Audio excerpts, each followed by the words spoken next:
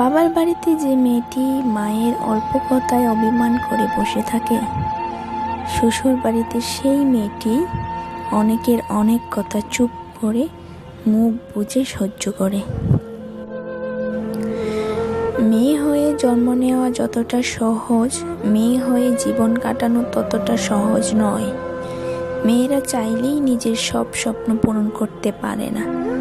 যেখানে একটা ছেলে শ্বশুর বাড়িতে গিয়ে 2 দিনও ঠিক মতো থাকতে পারে না, আর একটা মেয়ে তার বাবা মা ভাই বোন সকলকে ছেড়ে শ্বশুর বাড়িতে গিয়ে সারাটা জীবন কাটিয়ে দেয়।